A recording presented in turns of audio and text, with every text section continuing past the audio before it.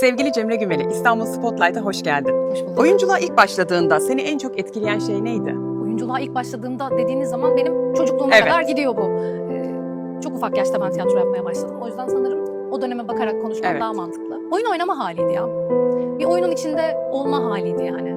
Oradan da zaten galiba hep aynı şekilde ilerledi. Peki o zamanlardan hayal eder miydin bu günleri? Hiç öyle bir şeyle başlamadım ya. Çok uzun sürede sadece tiyatro olarak tiyatro merkezinde ilerledi aslında benim için. O yüzden Peki- böyle bir hayalim galiba yoktu ya. Ekran olarak yoktu en azından. Peki o yolculuğa yeniden başlasan yine aynı yolu seçer miydin? Yoksa aklında kalan bazı böyle sapaklar oldu mu? Ya oldu. Aynı yolu seçmezdim açıkçası. Ben New York'ta yaşadım ve orada okuduğum dönemden sonra Türkiye'ye geldiğimde burada okulumu dondurup gitmiştim. Okulumu bitirmeye geldim ve normalde plan okulu bitirince New York'a dönüp yükseğimi yine oyunculuk üzerine yapıp orada devam etmekti. Fakat Türkiye'ye geldikten sonra kendimi burada bir anda sektörün içinde buldum. Yani dizi sektörünün içinde buldum daha doğrusu. Okurken aynı anda çalışmaya başladım. Bir kere de sektöre girince öyle bir ben şimdi bu zamanı kesiyorum burada donduruyorum gidip yüksek yapıp geri geliyorum gibi bir şey olmuyor. O içimde kaldı ya. Birazcık daha en azından geç sektöre girmeyi isterdim. Peki New York'ta geçirdiğin dönem sana oyunculuk dışında neler öğretti? Farklı açılardan bakabilmeyi öğretti. Multidisipliner olabilmeyi öğretti ve yargılardan uzak, ön yargılardan uzak olmayı öğretti sanırım. Bu sadece oyunculuk anlamında değil yani hayatın her yerine entegre olan bir şey olarak söylüyorum bunu. Çok yönlülük. Kesinlikle çok yönlülük kattı bana. Farklı disiplinlerde eğitim almak, medya var, sinema var, tiyatro, bale seni nasıl geliştirdi? Bir kere bir karakteri ele aldığınız zaman çok daha farklı yönlerden bakmanızı otomatik olarak sağlıyor. Yani tek bir bakış açınız olmuyor. Sadece aslında galiba oyunculuk anlamında da değil, bunu hayatın her yerine düşünebiliriz. Farklı pencerelerden bakmak, o pencereyi alıp bu pencereyle bir araya getirmek ve bir dakika ya böyle de bir şey var, bunu da buna ekleyebilirim gibi çok yönlü bir düşünmeyi katıyor bence. Peki mesela çocukken bu sektöre adım atmak, karakterinde, hayatında neleri değiştirdi? Mesela şimdiki bir çocuk oyunculara baktığında mesela onlara nasıl tavsiyeler vermek istersin? Yani ben çok da dizi sektörü özelinde çok yaşım ufak değildi yani yine 20'lerimdeydim ama tiyatro özelinde tabii ki çok ufaktım. Kamera önü özelinde söyleyebilecek olursam geç büyümeye çalışsınlar. Şimdi kendim de çünkü ufak oyuncu arkadaşlarımla çalıştığım zaman görüyorum. Haliyle bizden çok etkileniyorlar Evet. büyüklerinden. Onlar gibi olmak gibi bir merak ve gayret de oluyor. Daha geç büyümeye çalışsınlar. Biraz daha o dünyadan biraz daha izole olup sadece oyun oynama merakı olarak kalmasını onlara en azından ebeveynlere söylemek isterdim yani. Hani bu bir oyun oynuyor ve orada birazcık orayı tutmak gerektiğini düşünüyorum. Peki sen bir karaktere hazırlanırken en çok hangi aşamadan keyif alırsın? En çok keyif aldığım aşama ilk okuduğum an. Ben biraz tez canlı bir tipim. Kafamdan da böyle sürekli bir şey düşünmeye başladığım zaman 1000 tane düşünce geçiyor. Oradan oraya sekiyor falan. Bir şey gerçekten beni heyecanlandırdığında, bir karakter hikaye heyecanlandırdığında kafam şöyle çalışıyor. Bir dakika, bunun hikayesi böyle. Şurada bir alt metni buraya koyabiliriz. Geçmişte birazcık şunu eklerim. Şöyle bir şey giyse nasıl olur? Saçını da böyle yapsak, makyajı da böyle olsa, birazcık postüründe de şöyle olsa falan gibi böyle bir sürü Bir anda onunla oradan yaşamaya başlıyorsun. Evet, oradan oraya sekip duruyor beynimin içinde. Öyle bir girdap haline geliyor. En sevdiğim aşama o. Çünkü o böyle en heyecanlı olduğum, en böyle adrenalin yüksek olduğu an. Sonra tabii o böyle biraz daha hani duruluyor. O kanallar kendi içinde ayrılıyor. Tek tek hepsine konsantre olmaya başlıyorsun. Biraz daha sakinleşiyorsun. Ama o ilk heyecan benim için galiba en keyifli yeri oldu zaten. Harika. Peki sence iyi bir oyuncuyu en iyi yapan şey nedir? Yani doğuştan gelen yeteneği midir, eğitimi midir yoksa disiplini midir? Kesinlikle disiplin. Bu üçü arasında bir şey söylemem gerekirse kesinlikle disiplin olduğunu düşünüyorum. Çünkü çok yetenekli olabilirsiniz ama bir disiplininiz olmadığı zaman bunun devamını getirmediğinizde o yeteneğinizin hiçbir anlamı kalmıyor bana sorarsanız. Eğitim tabii ki önemli. Bence imkanı olan herkes öyle ya da böyle eğitimini almalı. Ama eğitim açısından da ben kendim özelimde şöyle düşünüyorum. Bence bu bitmeyen bir eğitim zaten. Her yeni işle, her yeni karakterle başka bir şey öğreniyorsunuz. Ya kendinizde de başka bir yönü keşfediyorsunuz bu arada. Peki sence bir oyuncuda disiplinin eksik olması o seti, o sahneyi nasıl etkiliyor? Karşınızdaki sizle beraber oynayan partnerinizi etkilediğini düşünüyorum. Ama bence ekip de etkileniyor, yönetmenler de etkileniyor. O yüzden disiplin kesinlikle olmalı. Set özelinde de olmalı. Ben severim bu arada. Sette hep böyle bir lokomotif gibi görüyorum set mantığını ben. O başı çeken mutlaka biri oluyor. Bu tabii ki en başta yönetmen. Bütün setin tonunu belirliyor. Orada bir disiplin olduğu zaman galiba zaten otomatik olarak bütün ekip ve oyuncular da onun böyle o çatı altında toplanıyor gibi hissediyorum. Peki sen böyle bir durumda karşılaştığında ne yaparsın? Çok fevri bir tip değilim. Ama gördüğüm şeyde tatlılıkla söylemeyi tercih ederim. Karşımdakini de hiçbir şekilde kırmayacak şekilde. Biraz daha hani orta yolla, tatlılıkla bularak halletmeye çalışırım. Bugüne kadar hayatında seni en çok geliştiren deneyim hangisi oldu? Kesinlikle yurt dışında çalışmak ve yurt dışında dönem yaşamak. Bambaşka kültürden insanlarla tanışıyorsunuz. Onların hayatına nasıl baktığını görüyorsunuz. Onların çalışma ve iş disiplinini görüyorsunuz. Ya bunlardan etkilenmemeniz mümkün değil. otomatik olarak gördüğünüz şey en azından benim özelimde benim de karakterimi geliştirdiğini düşünüyorum kesinlikle. Çalışma stilimi de kesinlikle değiştirdiğini düşünüyorum. Peki seçim yapmak zorunda kalsan, hı. sahne mi, kamera mı? Sahne. Kesinlikle sahne. Farkı ne senin için? Orada daha özgürsünüz ya. Kamera önünün yakınlığını ve o intim olma halini seviyorum. Ama orada daha belli başlı bir kutu çerçeveniz daha kısıtlı. İşte açılarınız var gibi. Işığınız var, ışığı almanız gerekiyor. O açıdan çıkmamanız gerekiyor gibi. Ama sahnede öyle değil. Sahne, tabii ki orada bir çerçeveniz var ama çok daha özgürsünüz. Her gece yeni seyirciyle bambaşka bir dinamik yakalama şansınız var. O yakaladığınız dinamikle bambaşka bir şey yaratma şansınız var. O yüzden onu daha keyifli buluyorum. Ya keyifli doğru değil, kamera önünde keyifli ama daha oyuncaklı buluyorum diyelim. Peki bir oyuncu olarak kardeşin Tuna Gümeli ile birlikte Edinburgh Festivali'nde yer aldınız. O deneyiminden de bahsedebilir misin? O nasıldı? Edinburgh bir kere çok acayip bir deneyimdi ama galiba onu söylemeden önce şundan bahsetmem hani bilmeyenler için daha mantıklı olur diye düşünüyorum. Çalışırken kendime bir alan yaratmam gerektiğini hissettim. Kardeşim de oyuncu, o yurt dışında yaşıyor. Onda da aynı hissiyat vardı. Kendimize bir üretim alanı yarattık. Burada yazıp çizdiğimiz, oynadığımız, çektiğimiz bir alan olarak bunu kullandık. Kardeşimin yazdığı, onun oynadığı, benim yönettiğim, benim de turnelerden birinde oynadığım bir oyun çıktı ortaya. Bu oyunla beraber biz Edinburgh'a gittik. Acayip bir yer orası ya. Yani ben daha önce izlemeye gitme şansını bulmamıştım. Hayalimdi orada oynamak ve direkt gidip orada bir prodüktör, yönetmen ve oyuncu olarak bulundum.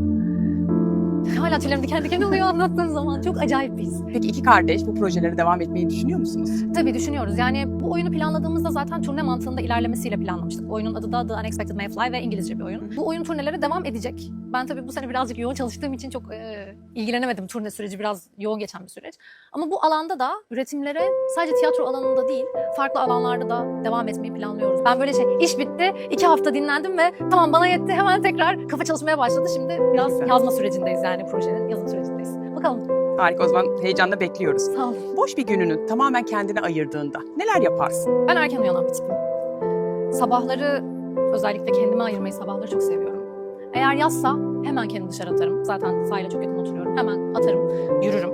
O böyle güneşle kalkmayı ve uyanmayı seviyorum. Dönerim, kahvemi demlerim. Her sabah mutlaka kitap okurum. Sıkı bir okuyucuyum hatta diyebilirim. Harika. O yüzden en temel rutinim galiba sabah rutinim oluyor yani. Yürüyüş, üzerine kahvem ve kitabım.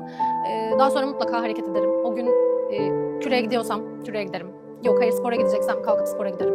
Yani günlük rutinlerim arasında kesinlikle hareket, okumak çok böyle etrafında gelişiyor her şey diyebilirim yani. Peki böyle kendi modunu düşük hissettiğinde senin böyle yaratıcılığını arttıran, içindeki hani pozitifliği arttıran şeyler var mı? Var yürümek. Ya genel olarak hareket etmek beni çok besliyor bence. Birazcık böyle kendimi kötü hissettiğim zaman bir kere kendimi kötü hissettiğimde kendimle kalmayı genelde tercih ederim. Bir kafamı toplamayı tercih ederim. O da bir şeylere biraz pesimist bakmaya başladıysam eğer hareketle her şey bence pozitife dönüyor ya. Biraz da çok böyle bedenle de çalışan biri olduğum için sanırım çok beden odaklıyım yani bu konuda. Kendimi düzeltme konusunda da beden odaklıyım. Peki çok küçük yaşta sahnelere çıkmış biri olarak mesela yaş aldıkça neler değişiyor sende? Yani o sahneye girişin, oyuna alışın, mesela onları mesela fark edebiliyor musun kendinde zamanla? Ya fark ediyorum galiba. Bir kere ister istemez o üzerinizdeki çömezlik gidiyor yaşla beraber. Çünkü yaş aldıkça sahne üzerinde olma ihtimali olan şeyler ya da deneyimlediğiniz şeyler artıyor ya. O deneyimlerden bir şeyler alıp cebinize koyup yola öyle devam ediyorsunuz. O yüzden çok daha hani o çömezliğinizi atmış oluyorsunuz. Her şey biraz daha oturmuş oluyor. Hissiyat olarak da oturmuş oluyor. Profesyonellik anlamında da oturmuş oluyor. Dinginleşiyor diyebilirim. O böyle panik hali ya da ne yapacağını bilememe hali biraz daha gidiyor. Heyecan tabii ki var. Hani heyecan gidiyor anlamda söylemiyorum bunu ama o böyle elini kolunu nereye koyacağını bilemez ya ilk başlayan insanlar. O kalmıyor.